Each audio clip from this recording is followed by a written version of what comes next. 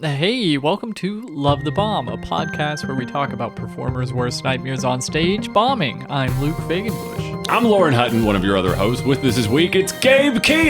Hey, I'm Gabe Kea. Thanks so much for having me, guys. It's been great. Do you remember what we talked about in this episode, Gabe? Oh, yeah, I remember. Why I'm doing the intro, though. I'm not doing the outro. I just said, thanks for having me. I'm like, I'm glad to be here.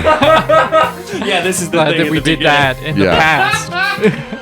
What did we talk about? You can cue me up again, and I'll do it right. Sorry. Oh, no, we don't do two takes. This is all live. All right. Okay.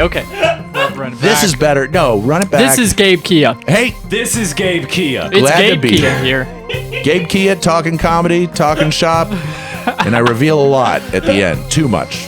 Arguably too much, but the Patreon's definitely worth it. Patreon's worth it on this one. Do you remember our patrons? Yep. It's Tori Fagenbush, my wife. What's up? My dad. Thanks, Dad. Double D Diva. Still don't know who that is. Garrett Teitelbaum. Eric Beckmeyer? Evan Beckmeyer. Evan Beckmeyer. Beckmeyer. We'll get it, buddy. We'll edit that part, Evan. Don't worry. Yes. McGregor the only Lakes, part thank we're you. McGregor Lakes out of Lexington, Kentucky, right? And Yeah. Cameron. Thank you so much, guys. Cameron James. Yeah, Eric Cameron Newman. James. Did we say Eric Newman? Of course, he knows. He knows. Thanks, Daddy. Yeah, this is a great episode. Stick around for the Patreon. We said Gretchen, right? And Gretchen Schultz. Gretchen Yes. Schultz, too. Hey, Whoopsie Gretchen. doodles. Oh, God. Yeah, thanks for listening, everybody. I'm just going to... No. Oh, do you have plugs? socials? We may do this intro again, but do you have socials? Or It's shows not Gabe coming Kea, up? K-I-A. It's K-E-A, not K-I-A. You'll be fine. You'll find me. Google him Kea. You just named all those people that are friends with me on social media. Except for Luke's dad, who's going to be like, there's no money in comedy. You need to get out. Yeah, if I'm suddenly made to quit comedy. Holy shit. Well, thanks for listening. Bye.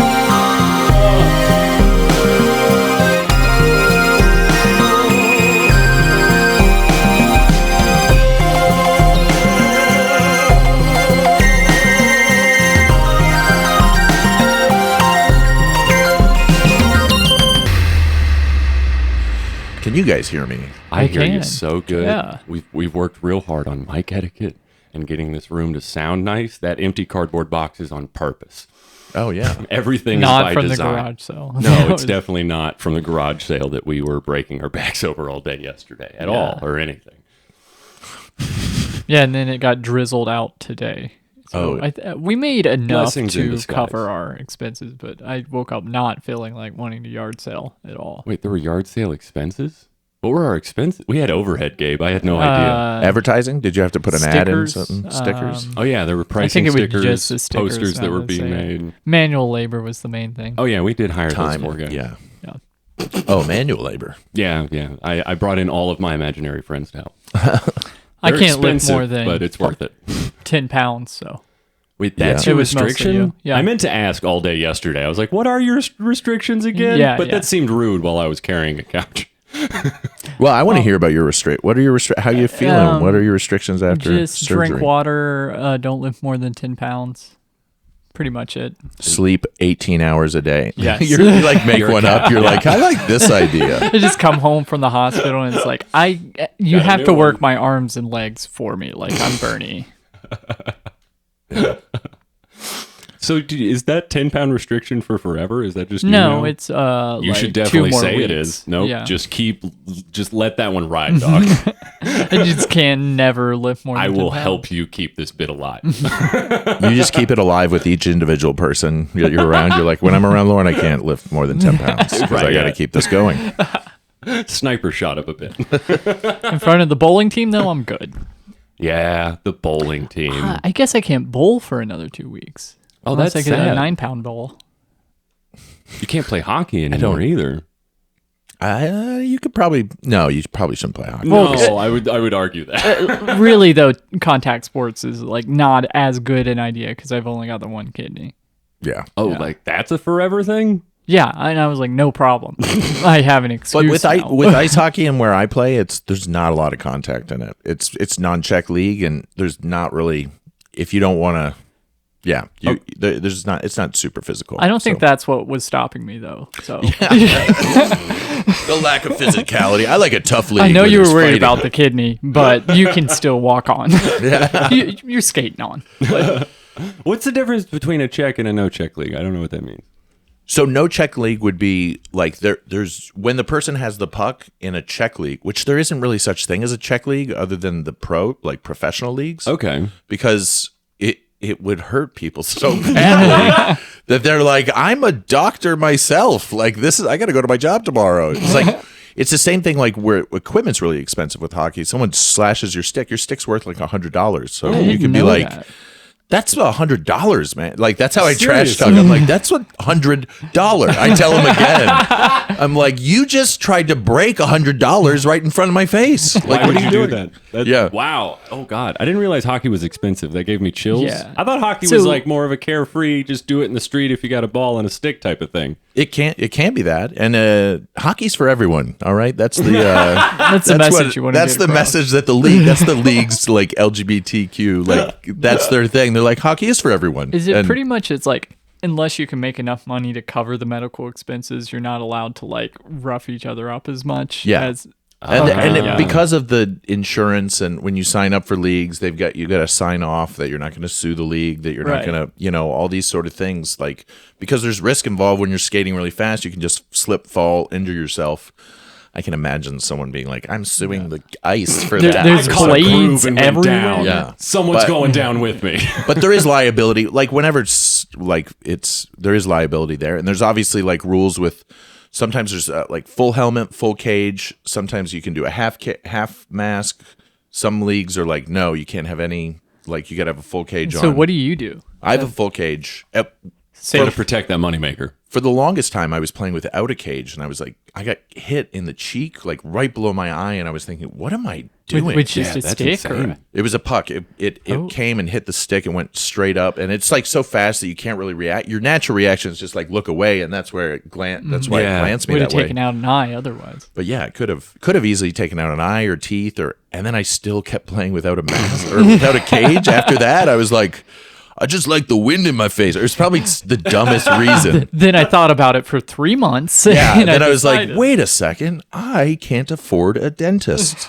Yeah, maybe don't. Yeah, chips and teeth are surprisingly expensive to get Yeah. fixed. Oh yes. I Yeah, found that teeth out. are expensive in general. I actually, if you're a stand-up comedian and you're listening to this right now, I was like, I got some great advice from a club owner that was like, man, watch out for your teeth. He's like, you get doing this thing for no one gives you health insurance around here. He's Right. like, he's a club owner. He's like, we're not giving you health insurance while you're here at our place. We're Yeah. just paying you the amount. But he's like, take care of your teeth. That's a very important.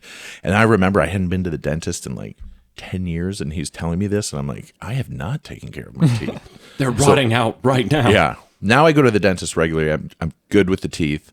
I actually, over the pandemic, I lost one of my teeth because it just like, it collapsed because there was a big cavity and it like just, I didn't know they could collapse. Like a star, it just implodes on itself. Well, That's terrifying. it does. It implodes, and then I would get stuff stuck. Every time I would eat, I would get something stuck in that So now we went in, I had surgery. I had my wisdom tooth that I hadn't had taken out next to it, and that tooth, and You just got everything done at once. fixed all the other stuff, and now you're full cage. now I'm full Gotta cage protect all that the time. investment. None of that was. Oh, also, it wasn't pucks. It was sugar in my coffee the whole time. Okay, yeah. It comes in from the other angle, and you're like, oh, I thought it was going to be hockey the whole time. Nope. So much sugar in my coffee that's what ruins my teeth. That's why it collapsed. Sugar rots enamel like real bad. Oh yeah, it's Real really bad. Yeah. And I think you want to get your teeth removed and not get them, I don't know, capped or whatever they say. Serviced. Well, just service- take them all out. Just get veneers. It's fine. Yeah, I don't know. I don't know what, but I've someone heard told me the- there's like, they're like, if you get caps in your teeth, that it can. There's a Netflix documentary that tells you that it'll make you go crazy, and I was like, I don't want to see that documentary because Documentary It is will what makes drive you me crazy. Yeah. it's the documentary. with veneers, don't they just like shave off your teeth so that they're really thin and then put the stuff on? So it's like one of the more painful I procedures. suggested the worst possible thing. That does sound But they're painful. pretty. That would drive they're me crazy. real pretty when it's done. It's like chrome on your tires. Yeah. I don't want that in my mouth. Because that's where the chrome goes, is on the rubber of the tires.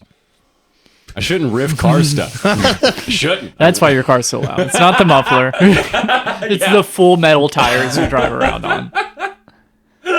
Oh, shit. Fuel efficient. They're fuel efficient. Metal tires. They're probably not. Probably not, honestly. Don't break well.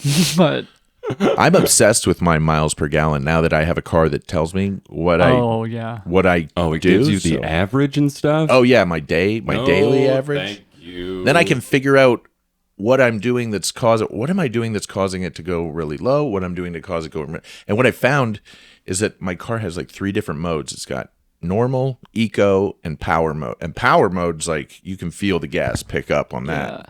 But if I leave it on power mode the whole time, the miles per gallon is it's much better. Well, yeah, you're burning it. I know. With all that power. With all that power. I went on But now I need a new engine. I went on Because of the sugar, guys. It's because of the sugar I put. It rots everything. You shouldn't put it everywhere. engines. Don't put it in I your, love this. don't Maybe put it in my your car gas will tank. like I went on a trip to Colorado and we rented a car, and I annoyed my girlfriend at the time so badly because I would just keep it on that setting and watch how many miles per gallon I was getting. And I would try and make it like climb, and I got up to 30 and I was like, oh my God, look, it's 30. And she's like, will you shut up about the mileage? Yeah, the miles per gallon is like the bidet of your car. It's like nobody wants to hear about it. We get it. You've got a clean butt. Everything's cool, but it's like so annoying. It's honestly the same thing. We have an intruder. The same thing. We got an old pup right here. It's the same thing with old fashions. And no one wants to hear about old fashions. They're so annoying too. This is the 3rd time you brought it up since you got here. Oh, so you really are thinking about them. I mean, I am. I'm thinking about Bordeaux, like Luxardo cherries right now. Those.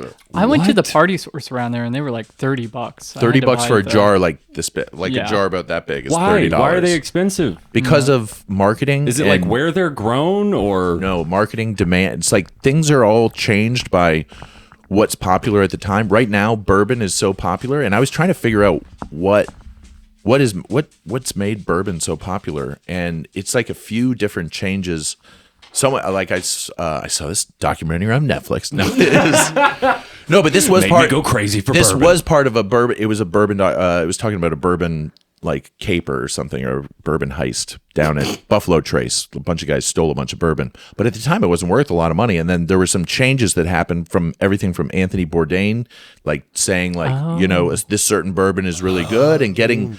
And then realizing like, oh my gosh, this bourbon culture has been going on in Kentucky for so long that these people are really into it. They're like, this one's got these barrels, and this one's 90 years old. And this one fell on my mammy. This one killed my mammy. That's got notches in it for each person it took This out. barrel's been in the family for years. That'll knock you out. I'll tell you. Knock mammy out. It'll knock you out too. I heard that even the old bottles for the nicer bourbon will sell because people will just put shitty bourbon in it. Oh yeah. And then That's what they used to do with wine that's why when you're serving wine, if you're serving wine, you will take the cork out of the bottle and you'll place the cork in front of the person, because back in the day they would just recork good bottles with bad, like, and then you could tell, you're like, wait, this cork doesn't have the name on the cork also. So they would use like a different cork. So now, like when you're presenting wine, as if you're a server or a waiter and you present like the cork in front of them, that's like an old school thing from like when people used to rebottle wine, which is what they'll do with bourbon now, because bourbon's like the most popular. It was a lot of it was like Mad Men was like big into, like they drank a lot of bourbon in that, and then the Bourdain thing. But it used to be like 007, martinis, vodka. That was kind of the cool drink. But now it's changed to like being like an old fashioned, which is just like, it's basically like alcohol. It's just all alcohol and then like little sweet stuff to it. Yeah, it's like bourbon with sugar. And Bourbon with sugar. Yeah. Sugar makes everything better. Sugar. Yeah, except your Not teeth. Yeah. Ugh. Bring it all back. This episode is about sugar. The sugar episode, everybody. Oh God, Yeah. there's a Netflix documentary about how sugar is just like cocaine. And I watched it; it made me go crazy. Oh, my gosh. I tried to quit sugar cold turkey. Do you know what that does to you? Oh, it's awful. It is awful. Yeah, I think that's anything cold turkey's tough, but sugar is one that you probably don't realize how much you're taking in. That's the thing. Yeah. It's literally in every single food. That's In it. some sort of process. High glucose corn syrup. Yeah, It's baby. Is it that's- colored? Well, it's probably sweet. I think my wife switching to diet soda caused me to be very anxious and angry for about 4 or 5 days and not know Right. what was wrong with me. Yeah. Because I just don't like diet, and it cut out my soda intake entirely. Yeah. That happened when I moved in here because I was just like, oh, I've never like bought soda at the store for myself. I've always just drank what was in the house, and now there's none in the house. I need I'll some drink soda. water, and then so I hate these uncomfortable. people. I fucking moved in with it. I had Where's enough on my plate soda? that week. They're like, man, what is the deal with Lauren and his soda? We He didn't didn't know. tell us to buy Mountain Dew, but I feel like that's what he needs. Your parents provided you an endless. No, we had like a fridge outside, and we always had soda in the fridge. And I have the same thing from my daughter doesn't drink soda, but I've got it out. Good, yeah, she shouldn't. I was like, juice box for you, juice box. That's all you get. But we've got I've got soda out there like ready to go just in case like someone comes over and you're like, you want a soda? Yeah. You want a soda? Right? Yeah. So dumb. It's good. No, it's not. It's How not. old is that 2-liter of Sprite that's in the fridge that we offered Jarrell last night? I bought it for what was it? I think it might have been Halloween party punch. Are you for real? Sorry, Jarrell. No one ever asks for soda. Usually it's like water, beer, or coffee for podcasting. He was like, "Can I get a soda?" And I was like, "I think we have something." We opened. You opened it like that. Then it was open at that time, or it's just been in there. I And think then it was in there for It was made to use a punch. week or two. and- No, it was backup for punch. We opened it like 2 weeks later, and then didn't open it again until Jarrell came up. Yeah, then it kind of can hold. It's funny. I don't. He I asked hate- for more in the Patreon. That's all I want to say. That's it can't good. be that bad. Well, I hate flat soda, but Abby loves flat soda. I didn't know people liked that. Yeah. She's like, keep it in the fridge and just keep it there. I love it, even when it's like flat. And I'm like, It's like a texture thing for folks. They just don't like the weird carbonation bubbles, that it adds. Yeah. I like to keep marshmallow peeps out, so there's a little candy shell around them. oh yeah, there's Yeah. a little hard You like slightly staled peeps? Yes. hard peeps. That's a what I very call 'em. strange stance. Oh, they should make those aged peeps. Yeah, It was aged Age in 'em the in your same cellar. barrel that killed Mammy. yeah. Oh man, that would They set took out someone Grandpa. off. That would set off a grandpa. He'd be like, "They're aging peeps out. Oh, we used to have to do it ourselves." Oh God, whiskeyed peeps. They do like to take all sorts of foods and just they take one food and shove it into everything else. It was cranberry juice for a while. Everything was in the cranberry juice. Now whiskey is getting added into everything. They'll do whatever with nerds. Have you seen that at the candy? Yeah, they're making rope Yeah. out of it. Like you can't go camping with a nerd's rope. What functionality does that actually have? Nerds would be. I've had a nerd edible before, but just individual. It was a thing wrapped in nerds. I was like, if each little nerd had a little edible in it, that would be like very hard to They're like 10 figure out. milligrams. Yeah, they're 10 milligrams each. You're like, oh, I guess I'll sprinkle off a few of these Yeah. and hope. can I cut one in half? Can you help me cut this nerd in half? Or at least find the other one when it. Yeah. So the last time you were on was a phone call during lockdown, right? Yes. Yeah. It was. So comedy has done some stuff since then. Oh, yeah. You're doing it in rooms now. Doing it again with people, which is Yeah. good. Which is always, I really did miss that aspect of it. There's good things that you can learn from Zooming more and like being like, people that can work like that. But being in the room is, and I'd always say, I would even joke about it when I come back. I'm like, at least now when I bomb, I like know I bomb Yeah. because Yeah. you have no idea like if something is good, bad. It's really hard to tell. Just reaction on the internet doing Zoom stuff. But Hardly know if the audio is actually coming through. Like, Yeah. If there's a reaction, it's delayed and it's coming in the form of an emoticon and a chat. oh yeah, that happens. That it'll be like big laugh things or like like those Oh, yeah. celebration I things. remember It's like, those. oh, that's an emoji that means they're having fun, I When think. they did it I on don't know. Instagram and you'd see a bunch of hearts and you're like, I guess it's working. I guess I'll keep that. Have you gone back to do any web thing at all? Or No, I did. I was doing some Zoom stuff even a little bit later, just like I got in with a couple companies and did some corporate Zoom shows, and then got other stuff from doing with that. It was just like word spread to just a few other companies. But I enjoyed doing that. But then once it got towards the end, I was like telling the people that are booking it, I was like, let's just do, when Can I you're just around. come? Can I just come? Like, I'll go there. Where will you be? I'll go to the offices. They It's can turn so off much their- cheaper for them too. They can just pay you they can pay you the amount. They don't have to put you up, bring you there, bring all the people there.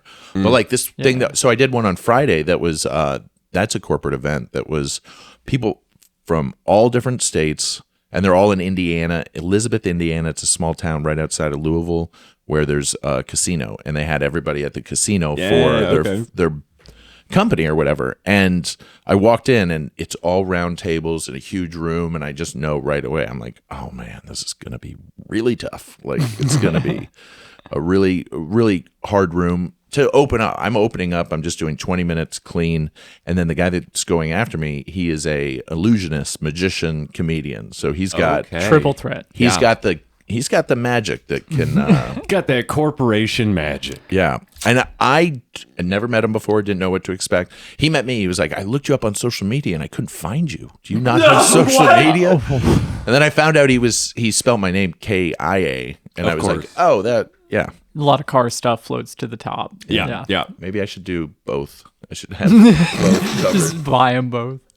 Reach out and see if you can get some sort of cross promotion deal with the car company. Yeah. We found at least going to Love the Bomb really cuts off a lot of movie traffic that people were running into with How I Learned to Stop Worrying and Love the Bomb. I don't know if it's helping or not. Well, It's we'll have easier to ask say. someone.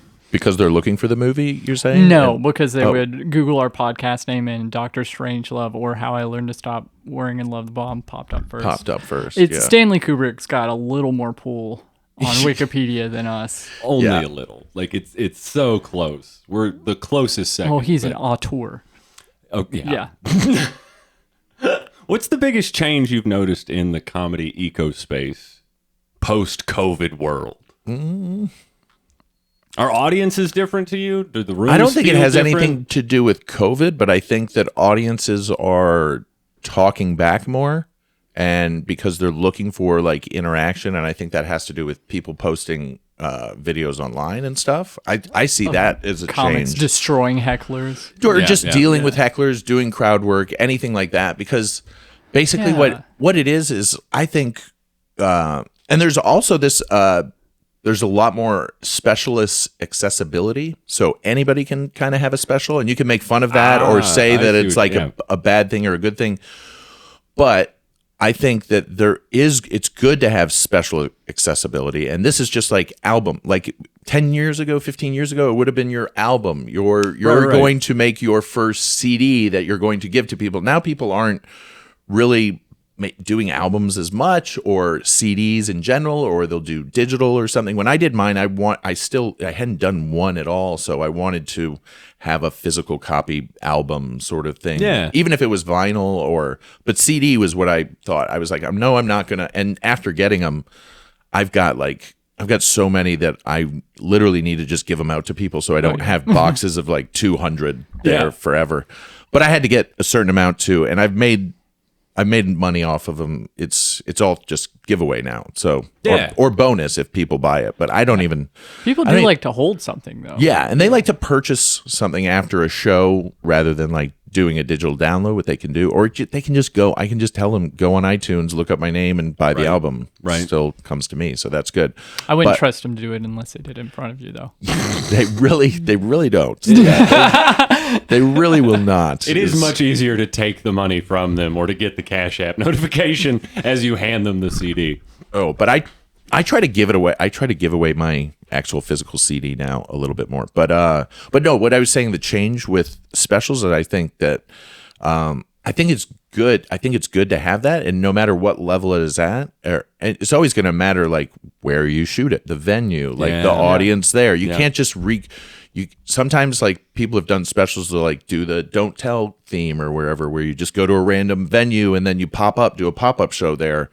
I think having the mix of having a comedy club where you're obviously promoting your show, bringing in your people, the people that would come to that pop-up venue, and then also maybe some people from the comedy club that don't know who you are, that just showed up that night. So it's good to have that sort of mix, I think, for them. But I think it's good for everybody, and it's just more exposure, and it's people putting their material out. So the difference between that and then putting something out like every day, like on Reels, I think people are focusing more on putting out and putting out content consistently, and in like and where it almost feels like it's unsustainable to come up with that much material or come up with that. So that's why you see more people talking about to the crowd, or something weird happened at a show and I'll post that, or have like a jump cut thing where you're not really telling the jokes, it's just reactions from the crowd or something. Those things they're good. They're all good too, but I think that it's just hard to. It's not the way that of like getting that material ready, going to different venues, doing that set, get that joke, working this joke, like trying to introduce material in that way to get ready for an endpoint, which would be some sort of special like album a year or whatever. Yeah. It doesn't have to be a year or whatever. Like it's when it's ready, or it's when you're ready with the next one. I think with mine, I did a special with 4x3 like 2 years after I'd done my album, and I don't think I had come up with enough material to be like to have like an actual full special that's different from that. Right. You know what I mean? Yeah. So it's not. It's like there's some crossover, which is fine too, because it's just going to be in a different format in a different place. Yeah. The album, I was making the album to try and get some rotations on Sirius XM, which happened and was good, and stuff like that. You want to get jokes out there so they kind of when they're on something, then they can live on when you die. No, hopefully I'll be dead soon. All about the legacy. When I crash my car on the way home. From the sugar. Where's your focus now? Like, are you actively planning a special, or are you trying to get up on social media more? No, I don't. I mean, I could say I'm working on material. I'm trying to just introduce some more new material, taking like small steps like that, and not really looking at a big picture. Like I got to have a special and a date and a moment like that. If something comes together, it sometimes happens at the last minute, so you never know. Which is kind of how the last one came through, and it hasn't even been released yet. So. It's not out. It's not out yet. This should be me promoting my 4x3 special. I didn't know you had a 4x3 until you just said it. And I was just like, okay. I'm gonna pretend like that wasn't news. 4x3. They're gonna hear this and be like, oh shoot, we got Gabe stuff. Yeah, we filmed. Was that what came in the mail? We gotta go finish that. Someone sent us a VHS. Yeah. We were afraid to watch it. We thought it would kill us from the sugar. Man, there were 2 shows that night. We taped Saturday night at Go Bananas, and I had done the whole week. And the first show, there was this woman in the front, this lady in the front row. Her name was Juicy, and Alex Schubert was a feature, and she showed Schubert her breasts when she was. I think she accidentally showed her full breasts because she was trying to show a tattoo.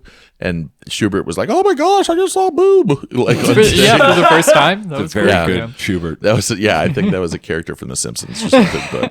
But that's Schubert. That's what Schubert is. Just kidding.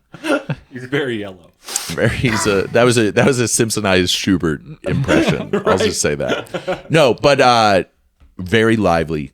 She made the crowd a lot, and she's like, after everything, she's like, that's right, and I'm just like, of all nights for this to happen, it's going to happen on when we're filming, and I think it was, and then I thought, well, that was fun. We got through it, I kind of didn't try to focus on her too much, but like let her enjoy the show. Obviously, no one's getting kicked out. I want to get And then I went back and I talked to the guys that were filming. I was like, "Hey, do you think that went all right?" And they're like, "Oh, thank goodness there's a second show, huh?" And I was my like, God. right away, I was like, "Oh, was it that bad?" Okay, well, that's all right. But it just felt like it just took, the show was distracted. Oh, okay. Is what they were trying to say. And then the second one, I was like, man, that wasn't as good. We need Juicy back. she really juiced up made the it room. fun. She juiced it up. She There you did. go. It was literally like she was just having a great time and enjoying herself so much. It's like a weird thing at a comedy club when literally someone is like laughing too much or like just laughing the wrong way and but it can make it funny. The comedian usually comments on it or makes Right. like, oh, there's the snorter again or something. Yeah. I do want that B-roll of Alex Schubert seeing his first boob. That's pretty cool. Right? I think I have it. I think I have it at home. Honestly, This is my phone wallpaper. It's yeah. Just Schubert, mouth agape. I love it. Yeah, I think I have that whole show from start to finish. So yeah, I should look at that. I should look into that. Yeah. Do the Schubert files. so not necessarily thinking about another special one. This one's still like Yeah, this one's not even out yet. Yeah. So, but also the material wasn't. It just didn't feel like it was that far removed from the last. And then it's also there's so much COVID material that I think I did in the special, but what I don't do now, and people are not like, they don't want to hear about the vaccine anymore at all. Like that, like one way or the other, like whether they're just like, everybody's talked about, and these are people that I just assume are people that go out and listen to comedy. And it's kind of like when you hear a subject get beat to death on social media and then you go out to an open mic and you're like, really? You're going to talk about that everybody's been freaking talking about? And then it trickles down because someone's like, "Oh, well, that was a terrible take. I could do better." Yeah. And then it overtakes the entire mic, and it turns into 3 hours of someone getting slapped at the Oscars. It's like, I didn't want to listen to this. I didn't want to listen to this. I'd rather get slapped at the Oscars than hit in the face by. That's the big. There's the big one. Everybody's just tired about. They're jaded about hearing about it. I feel like. Was that pun intended? Yeah. No. The look on your face. I was like, where was that? It was just like Schubert seeing a boob. That was great. I don't have to see the footage now. I saw it live. Boob you were very disappointed in. Oh man. Holy shit. I like that when it's unintended. I like that way better because Oh, fuck. then I don't look like as much of a douche. I thought you were a great actor for a second. Though. I really was like, no what part? reaction. Just drop this down here and just not address it. So you've checked a lot of boxes that, like, most of the people that have been on this show are still on their list. So what are some goals that you still have in comedy? Like, what do you still want to accomplish? Headline more. Just do it more. Man, no, like, yeah, it's hard to when you get to a certain point too, and you're like, well, I don't want to do this anymore, and people are like, okay, well, you're not going to do that. It doesn't mean that you have to do this, Right. like just because. So I think that is very important, and then you don't know where that bump can come from too. It's like, I feel like I've been doing comedy so long, and I've just prepared for something like that. Like I have, but I just also have to keep writing and keep focusing on doing more new stuff and pumping out new stuff and working on that. And that all starts at the base level with open mics, which I've not been able to go to open mics as much recently because of family and work and just other stuff. Yeah. I don't have the time and then I go to a few and I'm like, oh, do I want to do this? Like, I know that feeling. Do you want that to? feeling. It's it's not going to be gratifying right away especially when it's, and that's why I'm not going up there to just do my best stuff and crush it. No, I'm trying to go and find new things and try and tinker with this, this joke or that joke. But then sometimes you'll just do a joke. You're like, okay, nothing's really working. Then I'm like, okay, now I'm going to try a joke that I know works. And then you do that and that doesn't work. And you're like, okay, it's me. I guess I just suck. These people do not like me tonight. Which is good. It's also good to be in that spot too, and to be to get humbled sometimes, like with a bad set, and to know that it's like, well, that could have not been a bad set, but I also would have just not been doing what I came out to do, and that is do the work and put in the stuff that you don't really know if it's funny or not. Yeah, you're there to get the reaction. Yeah. I do forget that most of the time when I write something that actually works. Before that was one of the times I went to an open mic and went home very sad. Yeah. I've got to write out something, actually. Nothing will make you write like bombing really hard. Yeah. Like, oh no, everything has to be from scratch. I want my friends to make eye contact with me again. No one's going to tell me good set without looking me in the eyes again. I love it when people tell me good set, and in my brain, I'm just like, I bombed so hard. What are you talking about? And then they mean it. They're just like, oh, that was really funny. I'm like, no. And then you're like, well, maybe I didn't do that bad. And then you go and watch the video, and you're like, oh yeah, that was exactly what it felt like. He's a fucking liar. That's why. No, they're also just they want you to feel better because they can. You can tell with me. You like look at me when I get off stage and I don't enjoy it, or I didn't like. I'm like thinking about that, and then I'm also like, all right, let's get out of here, so I don't have to not leave the place right away, but like go find a spot to like just like decompress and be like, okay, all right, and back. It's not as bad as you think. Yeah, you got to find that corner and put your face back on. Yeah. That place that I just did, it was the very difficult, and I felt like I got off stage. I was like, I made it through. I did 20 minutes. I didn't do anything dirty. And I got they were like applause, but it was like weird applause where it was like the joke's done, everybody's laughed, and then one guy starts clapping and everybody's like, yeah, that was pretty good. And then I'm like, you know what, on second thought. Yeah. But I also was as much as I wanted to make fun of it, like to be like, all right, that was a little late on the applause, or just like call attention to how weird it was. I remember not, and just letting it sit there, and then getting off, and then people were like, really like, that was really, really good. And I'm like, that is not what it felt like up there. It did not feel like it went really, really well. But I stayed in the pocket. I did the jokes. I took my time. I didn't rush everything. I did what I set out to do, what I wrote down to do, which I knew would be best for that type of audience, because it is like a corporate event is like, it's got to be like, it's hard to like, they can say clean, and I'm like, so is me talking about how much I smoke pot clean? Like, exactly. That is not very clean, but I can get away with it with just like a little here, a little there, and then at the end I'm like, I was high the whole time. No. But that's something that like, there's no real book to explain to you like what's dirty, what's not dirty, what's clean, what's not clean. And every venue, say this is like a company or something, everybody has different ideas about exactly. that. Yeah. Did they send you any guidelines, or did they just say 20 minutes clean? They said 20 minutes clean, and they said they were like, gave me some pointers to tell me like what kind of demographic we're dealing with. These are the like, folks in the room. These are the folks in the room. They're a little bit like this, and but then one guy from after the show, he was like, you guys were clean. Why were you so clean? And I was like, well, they ask us to be clean sometimes, and this is one of those times. I'm fine with being clean. And he was like, that's BS, man. I'm like, where's Paul? Let them be dirty. It was like, the show's over, man. And he's like, we got to change our policy. 20 more minutes. These guys would have been so much better if they just let it rip, I'm like calling HR. This guy literally was mad about that afterwards. So if that magician could have said dick. Oh, man, it would have been so much more fun.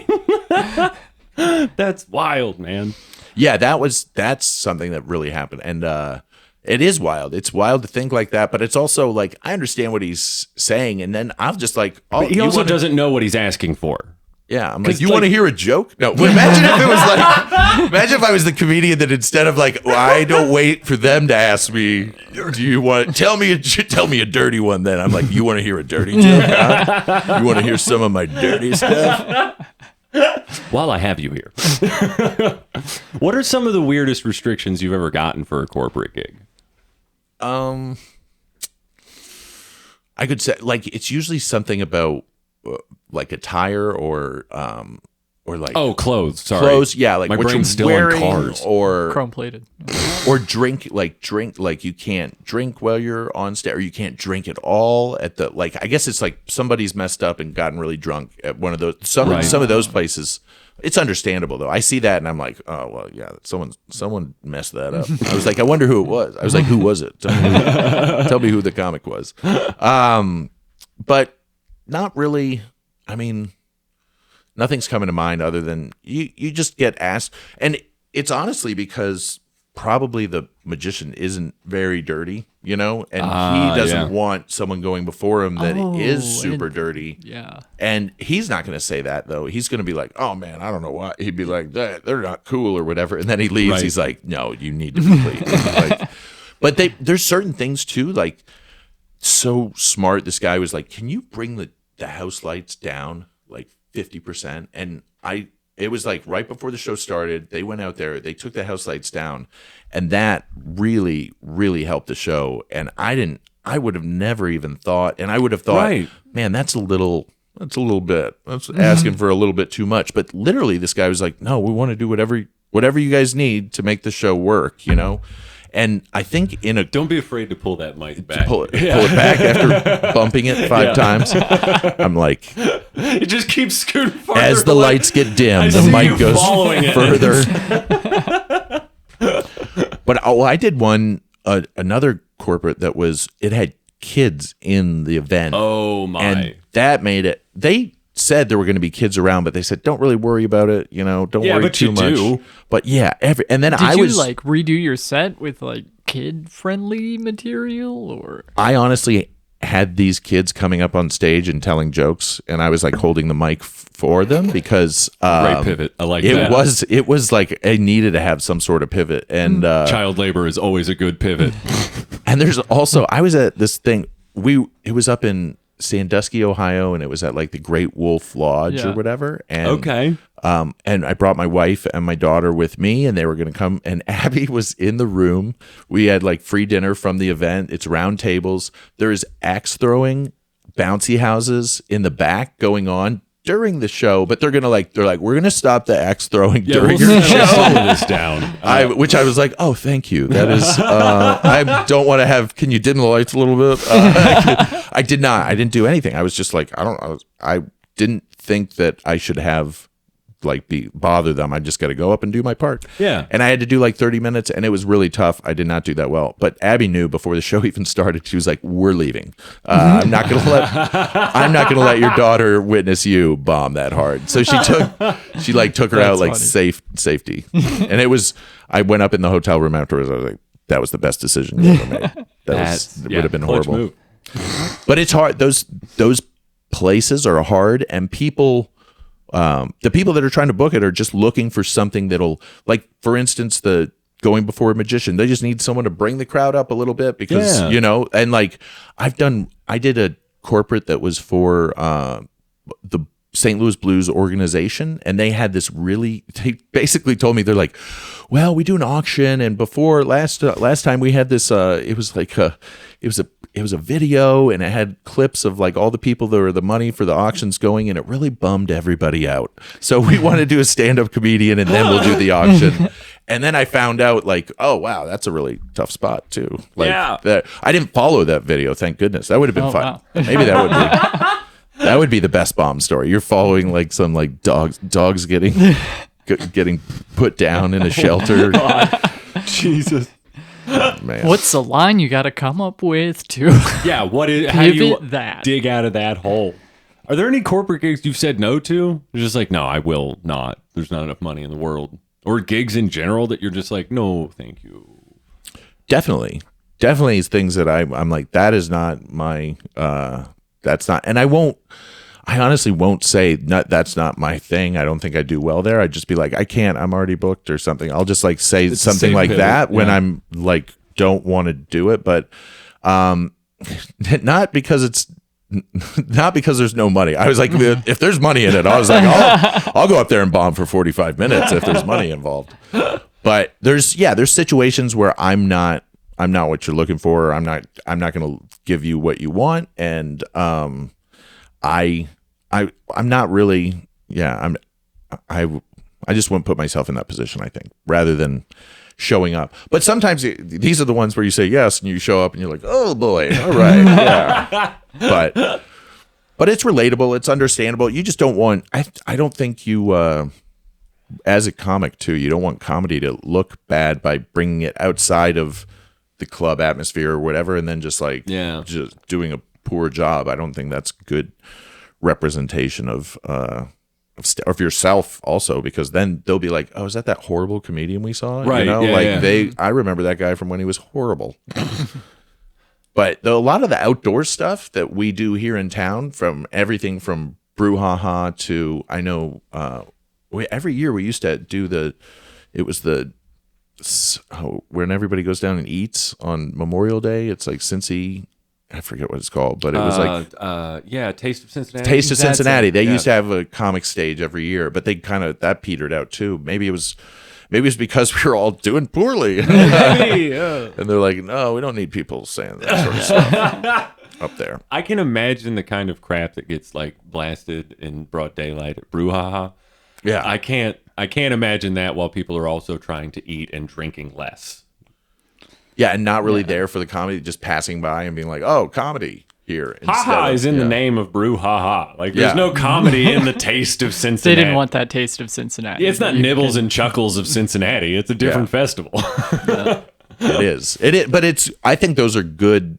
It's good as any comic to like do those things because they're hard. They're difficult. Being outside, trying to make people laugh outside. Then we start doing shows all the time outside for a little bit, and that's good to get away from that because they're not good. You can't hear the laughs. Just like that event that I'm talking about. It's where it was. It was in a big ballroom. It's huge. Oh, no. You can't hear anybody when they're laughing. So when you do, you can kind of see. Like, luckily the lights weren't totally down, so you can see people are like, oh, they're here, they're engaged, they're watching, they're smiling a bunch at these jokes, but you can't hear the laughs that you normally out there. Yeah. I can see teeth. Yeah. Oh God. Gabe, do you have any words of wisdom for our audience? Most of this has already been that, I feel like. Words of wisdom? Stop intaking sugar. Stop putting it in your car. Yeah, there's been a lot all of good... the people putting sugar in your car. Just stop it. That's Please. why you bought 5 cars this year. But yeah, that's usually how we've like to wind down the episodes, with a nice nugget of wisdom from our guest. And it doesn't have to be serious. It also doesn't have to be wise. Doesn't have to be wisdom at all, honestly.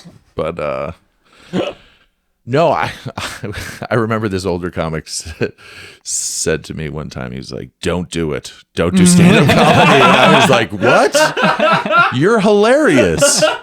I love watching. You're funny every time you're on stage. You're amazing. Right. He's like, yeah, you're throwing away your life for this stupid thing. And I was like, but I respect you so much. And I still do respect what that guy said, because I was like, he's stupid. And then now years later, I'm like, maybe that's what I should tell people. But no, it's a very gratifying way to live. Like, you get a lot of positive feedback when you do well at shows, and having people come up to you, especially after you do what you think is bad, or I did bad, and someone's like, that was really good. I love that. My sister loves this, or some relatable story from what you said or something. Those things. My mammy died from a barrel too. Those far outweigh the negatives, which the negatives can be like soul-crushing. Well, they can. I like finding out feedback from the audience, that especially when they're not comics and they don't know that I'm a comic, or that they're even telling me what they're like. This might not make sense, but what I'm saying is like that basically someone's trying to help you out and I had one lady come up to me after a show in Wichita recently, and she said, "Hey, I just want you to know that I think you're very funny and you're great and I liked your comedy, but that joke about the dog shooting, I don't think anybody laughed because we all know that person, and he's like a well-known artist here in town. He was a musician, and you didn't. Shit. You just kind of made a joke about it. You didn't acknowledge that this guy actually got killed by his dog shooting him with a gun." And I literally was making a joke about it. Did not pay anything to be like, it's a tragedy that it happened. Even a small little line like that, Just a nod. would have been like. And I did that next show. I told the other comedian, I was like, this person came up to me. They were so nice because they complimented me right away. First of all, I was like, if you're going to come up and tell a comedian not to say something, be like, first of all, you're very funny. You're the best. I loved everything you did. You were my favorite. Please come do it again. But very complimentary, but then also like clued me in to like this joke that I was saying that was. And the joke was basically like the only thing that can stop a bad dog with a gun is a good dog with a gun. Right. And we need more dogs with guns. I know you guys want to stop at the teachers, but we need dogs with guns too. And that was the joke, and that's what I was going for. And I used him as a setup, and it was literally a national story that happened the week before. So it was too soon, too close, and I was going right to the epicenter and thinking I could be like, I'll talk about this because it's about here. Oh, so you knew before. Oh, you I were knew. just like, I knew it they'll was going to be love this. sensitive, but I didn't say it correctly. And then the next show, I still did it, and I did it throughout the rest of the week, and I fixed it so it was more empathy to him. I actually went on probably a little bit too much about this guy. You know, I'm selling his music afterwards too. I'm going to be keeping all the profits. But, if you buy one of his albums, you'll get one of mine for free. but I guess my good advice would be don't always just dismiss audience feedback as man, that stupid piece of crap person that didn't get me, that had something negative, that actually came up to me and said it to my face. That's like a great way to do it. The worst way to do it is to go back home on the internet and like write something about someone. You know, if someone's coming up to you right afterwards, telling you, giving you feedback about that's what we're doing this for. That's why we're doing it live. So I guess like even when it is bad or hard to that one wasn't really bad. And the reason why was obvious because she said something nice to start out with. So that's true about that. But I think that, we can often be super dismissive about anybody's opinion. I had a joke about Alzheimer's at one time, and someone came up to me and told me, they're like, you can never joke about Alzheimer's. And they like just that's all they said to me. And they were like that. And the manager of the club's like, don't listen to him. You can joke about anything. But obviously he's been affected by Alzheimer's. So you will have some negative feedback, negative if you're going to try and make jokes about, but you can make fun of anything, but everything we say has consequences too. And I'd say be outside, be there at the show, make eye contact with the people that are leaving and be like, did I sexualize my daughter for laughs? No. No, but those That's are an odd left turn. No, that's what it's good advice though. It's good advice to do that. Do that and they will laugh. No, I don't want to do that. And I've done it on stage, usually open mic or something where I'm like trying something out, and then I'm like, I say it, and I'm like, that crossed a line that I don't want to. I'm like, can we erase this from the world? Like, we're in whoopsie territory. Whoopsie, yeah. So that's a little self-reflection at the end of my little. I've got a moral story for everybody. No, we all have to be cautious about. I like that a lot. I like actual good advice that most comics will not say. Yeah, I don't think we've had very many comics be like, actually listen to the audience. Yeah. In spite of it being the whole thing. I mean, the whole thing is it's their audience's fault. They put us in this podcast. Those audience members are the reason. It is funny though. Those are the people that are like buying the tickets to go back to the show. And comedy is booming all over the place. You look at all these people that have like selling out theaters and stadiums. There were only, when I started doing comedy, it was like Dane Cook, Carlos Mencia, Jerry Seinfeld. There were very few. You could like count them on one hand, the people that could sell out big venue. Yeah. Like, I don't. You And can't, original material. I There's shouldn't even say. less. I shouldn't say that. There were way more than that back then. I'm like, all these names are racing into my head of people that draw a big amount. But it seems like right now there is a boom in comedy, and there's a lot of people that I've known for years, and I've watched them when they were at clubs, and now they're at theaters. You know, like so you see trajectory of people. People love comedy. People love stand-up comedy. They want more stand-up comedy. You know, it's not like. The people that hate stand-up comedy are the people that run open mics. Truer words never spoken. They hate it. They're like, let's make fun of the genre. Come out to millions actually after 3 hours. To watch us all be depressed around. It'll be great. Hey, are you busy today? You down to stick around for the Patreon? Yeah, I'll stick around for Hell another hour. yeah. Another hour. Who just started doing comedy. It was her first MC week at her home club of Looney Bin in Wichita. Okay. And she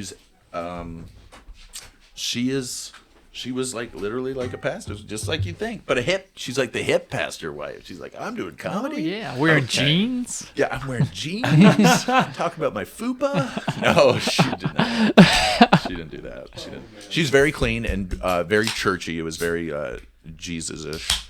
And anyway, we're talking, and I was talking about that situation with doing jokes that are local, and I'll do them only in. These are delicious. Sorry to pretty interrupt. good. Yeah. Cheers. Holy Cheers. shit. Cheers to New Bring Glorious it around. company. I think they're like really good to their employees too. Yeah. The can says employee owned. You gotta live in Wisconsin to buy this. But yeah, I was up in Wisconsin and driving back from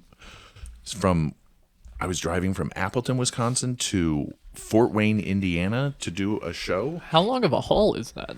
That seems like a journey. It was like I made it the show was at 7 and I made it like right 6:30 right before the show started.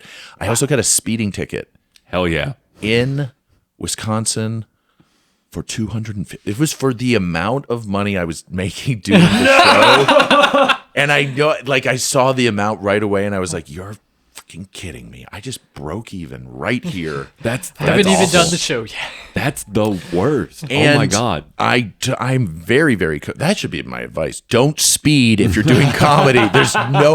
You will lose your money. You'll lose all your money. Then you'll tell people and be like, feel sorry for me, buy a t-shirt. And you'll sell some merch, but you would have sold merch anyway. So You ever get those speeding tickets where it goes like to court? Maybe I didn't have my insurance card on me and that was it, but I had to drive back out to Lewis County, an hour and 45 minutes away, and then go to court. And that was No. the worst part. but I that's forgot about that. Yeah.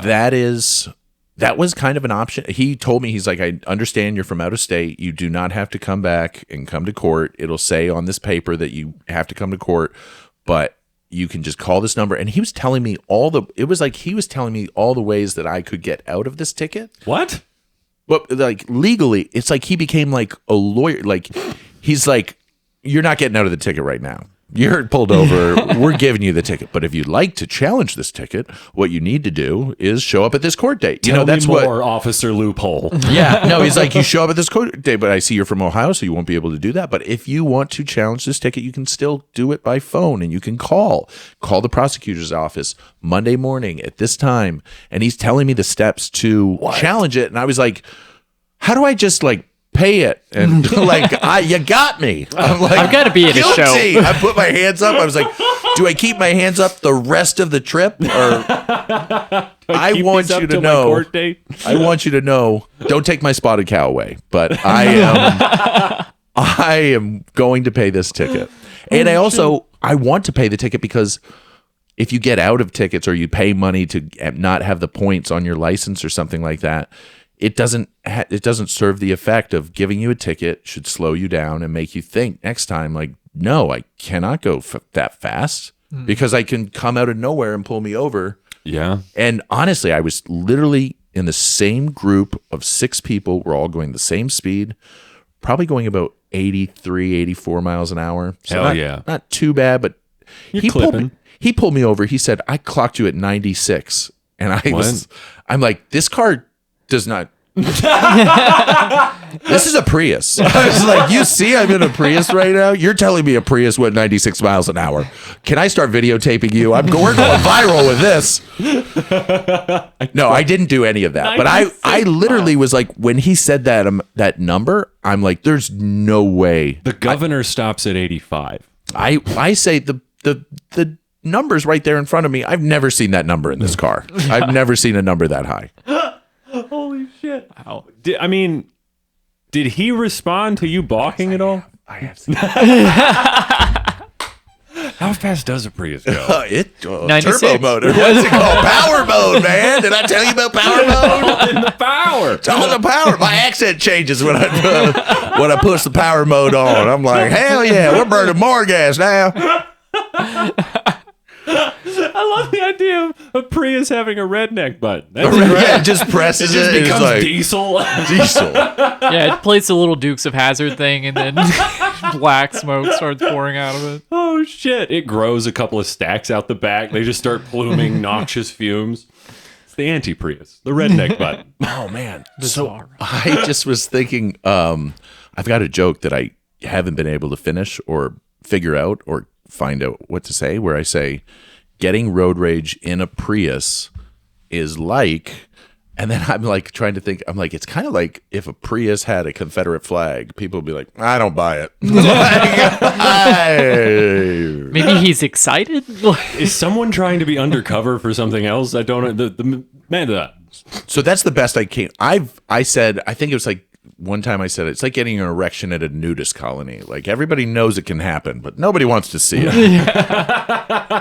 And I'm like, that doesn't really make any sense. And I'm like, and who's at a fucking nudist colony anymore, huh? Like anymore? Like Anymore? Just like me. back in the day, I used to Just go to me. those. Just me and the sign that says I can take my pants off. Oh, that I is don't know. funny. Road rage in a Prius screams Napoleon complex to me.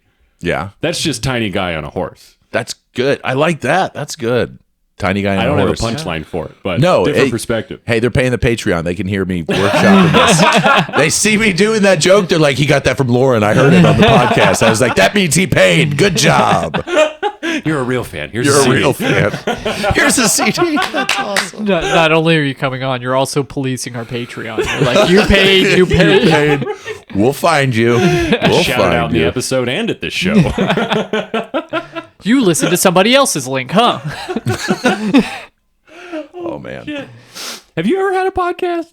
What's the worst podcast you've ever been on? That'd be a good podcast question. Just trashing someone else's podcast.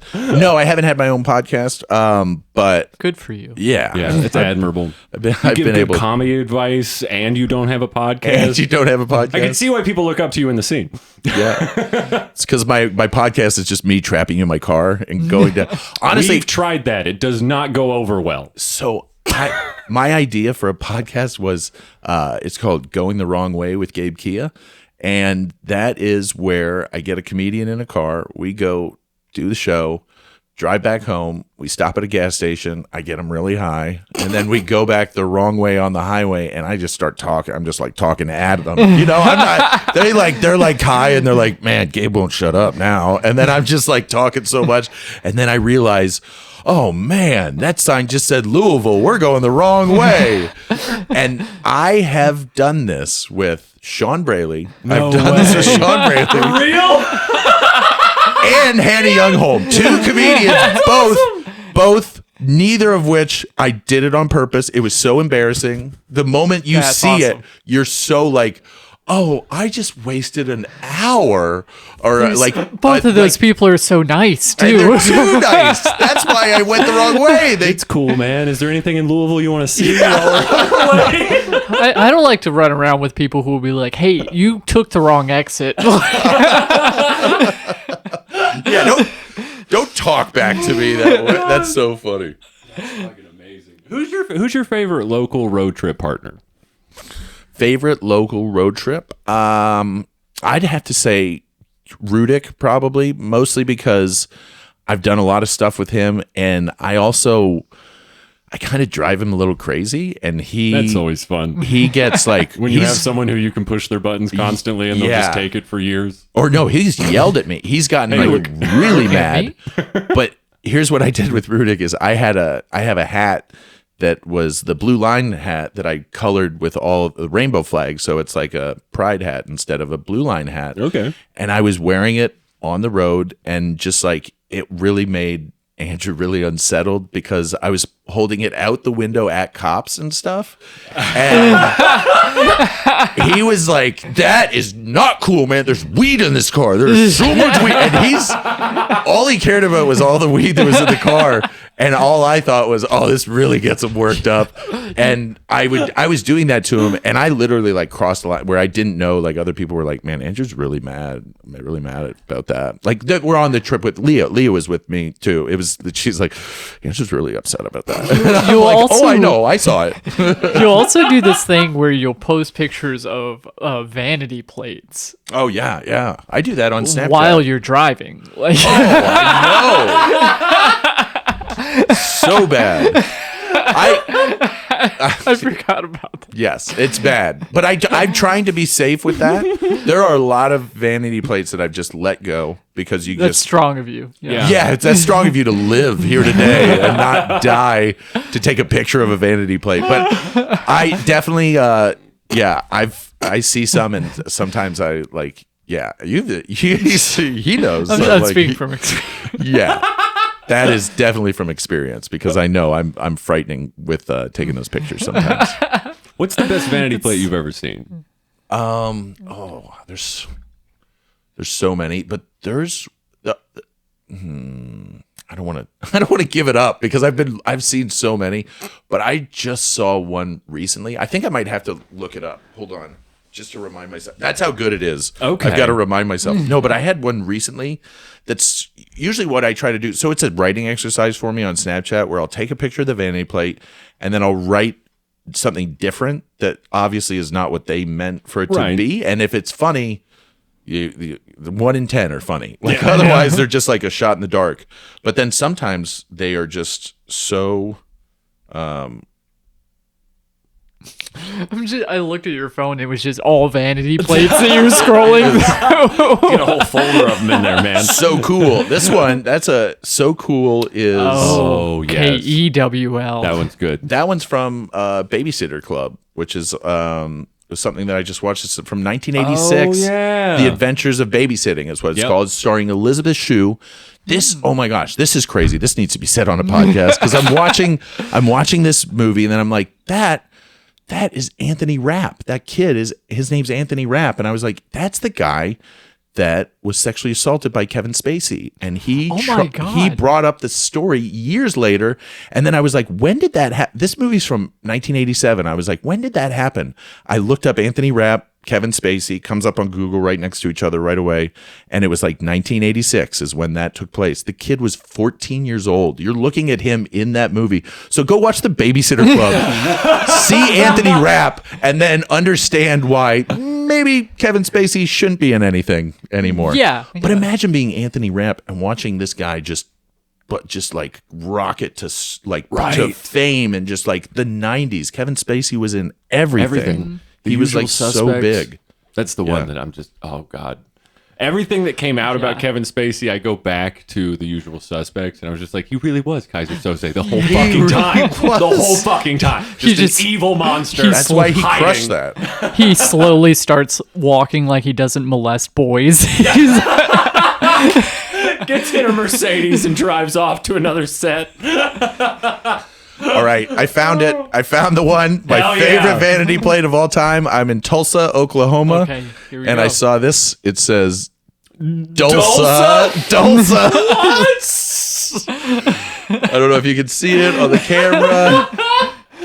Dulce. Wow, it says Dulce, and I saw that, and I'm like, I couldn't write anything. I didn't write anything. Usually I write something. I'm like, they got it. Yeah, no, that's they did it.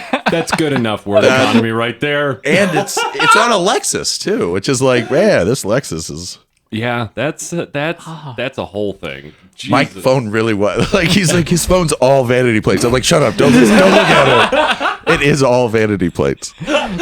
My daughter, my so God. my iPads, all our stuff is interconnected, and then yeah. she will be like, "Dad, you're taking pictures of license plates again." It's coming up on my iPod or my iPad. She'll be watching Netflix, and all of a sudden, Dad's getting into a crash on I-75 trying to get a fly girl.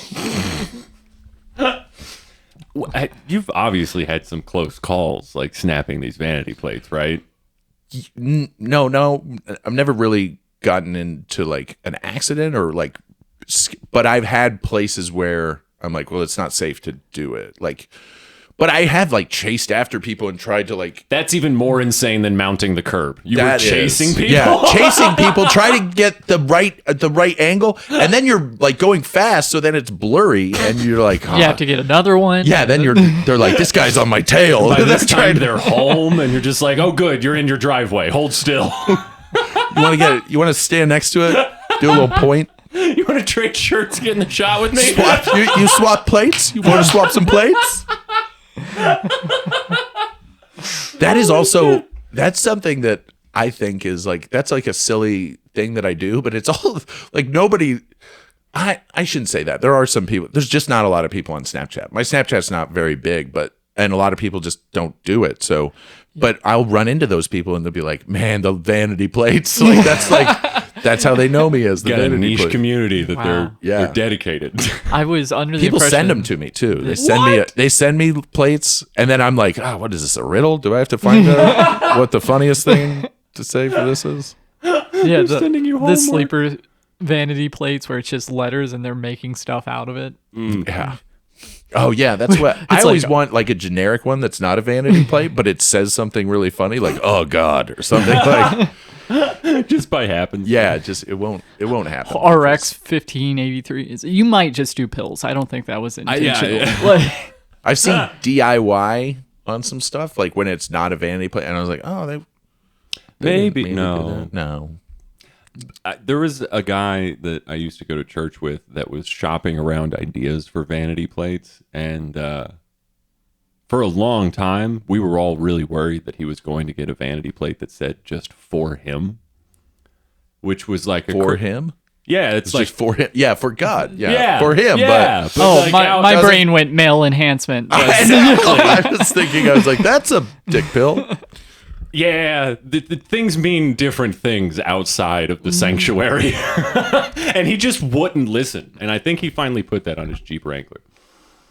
Well, There's a former comic friend of mine, Brent Smalley. Shout out to Brent Smalley up in Fairfield, Indiana. He used to do comedy, and he got We'll send you the Patreon link. he got Wario 69 on his, and he got IDG. I don't give a fuck. Like he got Yeah, I don't give a IDG, fuck. yeah. And then he went for another I don't give a fuck one, and they were like, nope, not allowed. yeah. Like I they, was surprised he slid Yeah. the first Yeah. one past. He actually slid it past because he saw on my Snapchat someone had I don't give a fuck in Indiana. And he was like, you could do that? I'm going to try. And then it worked. But then it was too many people didn't give a fuck. And they were on to it. And they stopped it. They're like, we do give a fuck. You're not allowed to say you don't in traffic. It's making a lot of people very angry that you don't give a fuck. We need more concern on the roads. And then he did Wario 69. He did another one that was pushing the buttons and they didn't let him. And he was like, I tried though. The municipality's always trying to keep the creatives down, man. Yeah. Well, I think it's could be. You can't put like, but I've seen ass blaster with money signs on a vanity plate. I don't understand how IDAGF is a problem. Yeah.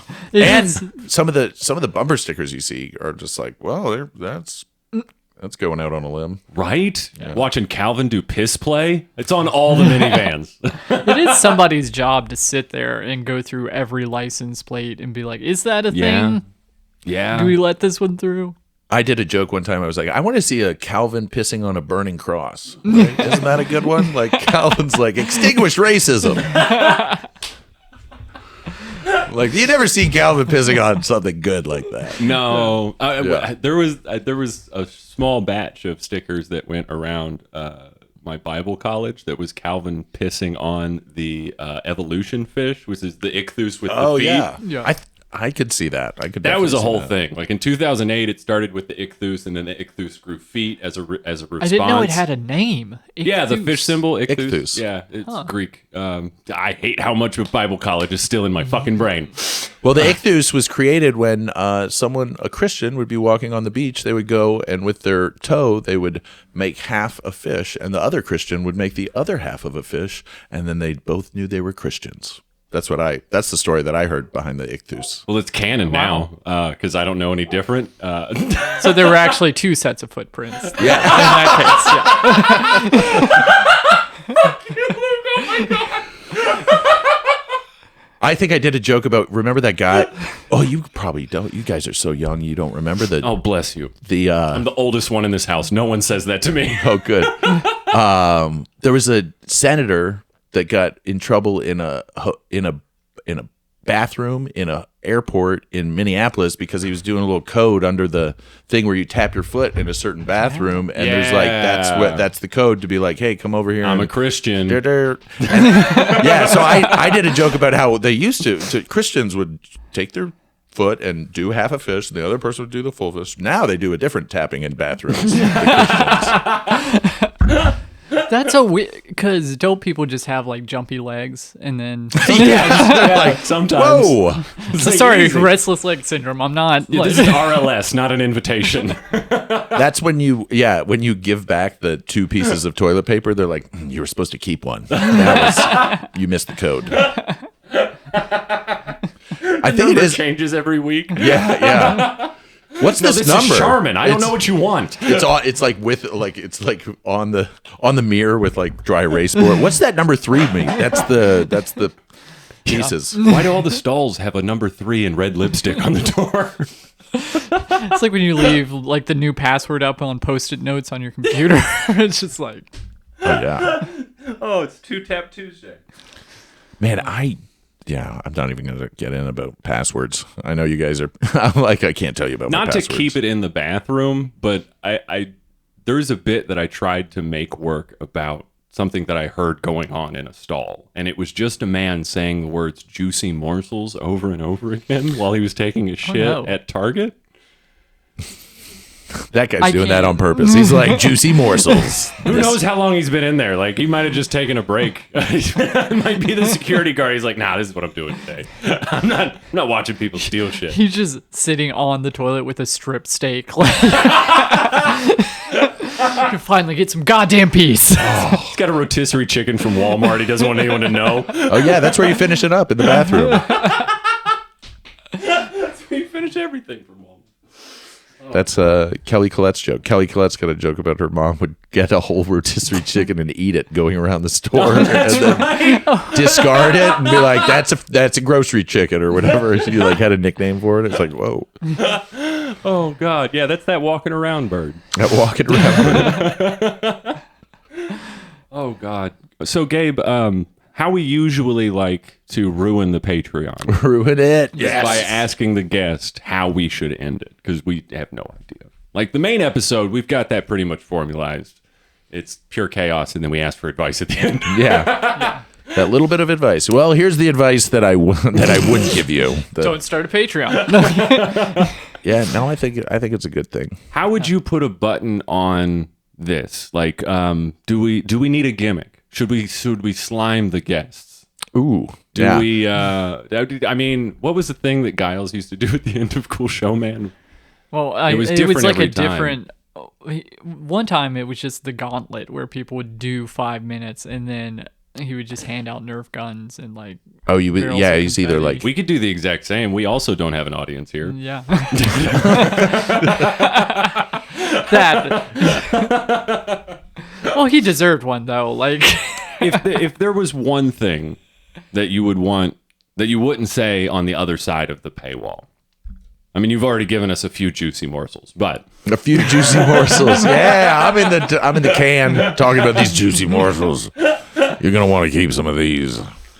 No, I mean, there's ton. I think there was something brought up recently by Wayne Memmott about bios and opening for, and he said something on Facebook, Yeah. and I kind of want to just yeah, comment yeah, on it yeah. a little bit because it's not something that you can really. Wayne's original comment was saying that working on the same show is not the same thing as opening For someone. Yeah. which is true with, and I understand exactly what he's saying, but I also think that there is some merit to being in the position to working at a comedy club and being one of the people that pairs you up with Yeah. people that you might not know, and when you work with those people, I think unless it was like a horrible experience, like why would you put that in your bio anyway? You know, Right. like, or the person didn't like you or you didn't get along, then it's fine. I think it's okay. Even his example of him working with Nate Bargatze years ago, and now Nate has, where I was doing a show down in Nashville at Zany's, and it was like a Monday night, and there were like 9-10 comics on the show, and 2 of the comics were Nate Bargatze's openers, who like basically go to the theater with Nate. And Yeah. one guy, his name's Dustin. I remember I'm friends with him on MySpace, so that's how long we've both been doing wow. comedy. Yeah, so like I've known this guy, and I've known them. I've known of them. I know their comics, and that is a valid. You know, they're in town. They're in Nashville because they're going with Nate to Yeah. a show to be openers for Nate. Right. So that's a perfect example of what he's talking about, of what Nate Bargatze's openers are. Yeah. But if you're on a show with Nate Bargatze, you can say you open for Nate Bargatze. And Wayne being in the rotation at Go Bananas at that time is like indicative of where he was able to do that. So now I don't do much research on comics or comedians, but I have recently I was asked to look at some different comics for different people, and I went and I kind of looked at everybody's bio and and a lot of people had open for this person, but when they had open for that person, this person, that person, sometimes it's like, oh, it's open for someone that's more of an alternative comic that wouldn't be at a comedy club, that would be at an Right, alternative right. venue I see. or something. That gave me an idea of what type of comic they are too, you know? Yeah. And like if it's people that work at the people that they open for, people that work clubs, you know, then that's a person that's in at the comedy club, and that gives you an idea of where they kind of are Yeah. level wise. Right. Right. It might be more about being conscious about what kind of information you're giving to the people. Exactly. reading it. And that's what Wayne was saying with that post, was like, you can't just say open for it, and it was 15 years ago, and that's Yeah. what's going on now. You Yeah. know, you need your bio to be, I think you need your bio to be updated and to be like because there was a long time I was saying I opened for Dave Chappelle, and then there was a period where I was not saying I opened for Dave Chappelle because there's different, Yeah. and I literally thought it was the coolest thing because it's legit credit from my perspective, and he literally asked me to be on the show with him, so it wasn't like I just got paired up with him. But then I have to deal with Dave Chappelle blowback of Right. different people think I have the same views as him because I just had to use that as my intro to get on stage or whatever. Yeah. Yeah. And they So- would have to talk to you to find out you agree with Dave Chappelle on everything. right? Yeah, that's what we talked about after the show. Is it He was invited you out to become friends, and then that's what happened. or it would be just someone that an example. I'm working a comedy club in Florida, and this like trans comic talks to me very, very nice, very friendly. We're talking comedy, and then they left immediately after, and they didn't talk to me at all. And I was like, oh, that's got to be the Chappelle thing. Like it was like what I was like, what changed there? What Yeah. did I do? I didn't do anything on stage that was. When there's an immediate tonal shift like that, Yeah, it was. it might have just been someone saying, But it's- hey, it's- did you know? Yeah, no, and also any of that, it's still a good credit. It doesn't take away from it or whatever. But it's just like what I was talking about with the audience earlier. It is like take in everybody's perspective and realize that everybody's perspective does have, and if someone's like that upset, like then there's something there. You know Yeah. what I mean? So,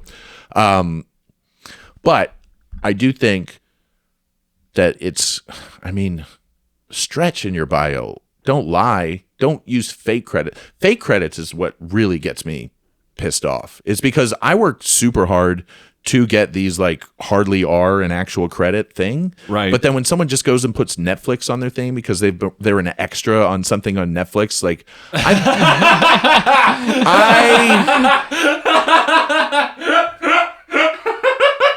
I get Sorry, really mad continue. about that because I've been on the Daily Show. I've got like credits that are like, but that wasn't for stand-up comedy. You just by chance got to be on a sketch while you coincidentally were doing stand-up comedy at the same time. Right. But it would be very much a misnomer if I had the Daily Show on every place that I went because I'm actually trying to get, even if it is right now, it's like Sirius XM.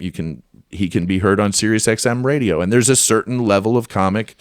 I don't have the late night, I don't have Tonight Show. I don't have Late with James Corden. I don't have any of the late night shows. So I don't have that level as in my bio sphere, but I do have this, and that's something, and it takes a little something to get on there, to be chosen to be on there. So that's good.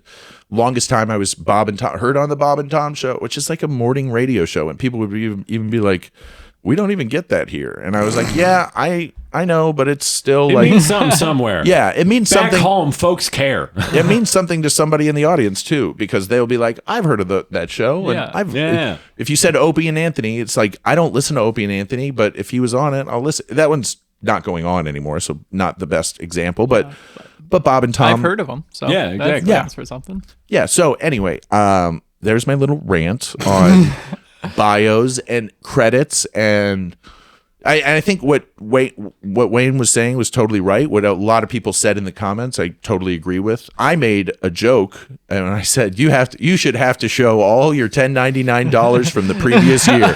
So I'm trying to take it to like, all right, what if bios were this specific? Yeah. Like, how much of a comedian are you? Did you make In sense. And Do you have insurance? My 1099 comedy earnings for last year is about $8,700. My total comedy earnings for last year were about $15,000, about like adding everything up.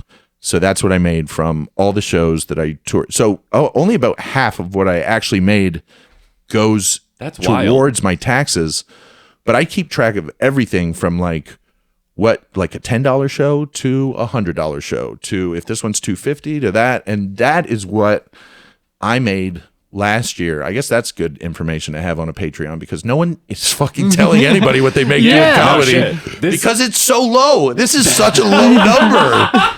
This is like, it's not sustainable. You couldn't make a living off of $15,000 a year, let alone have a family. Is that the you can poverty make a line, living. or is I don't it think you could below live well. that? But with my It's definitely below. waiting tables, bartending job, Sirius XM plays, and then that's not even including merchandise. I'm at about 40, 44, 46. So Okay. So that's more. That's like averagey. Yeah, that's you can make a living doing comedy, but no one's really going to break down these numbers and give them to you because they're very personal and they're very like it's very invasive.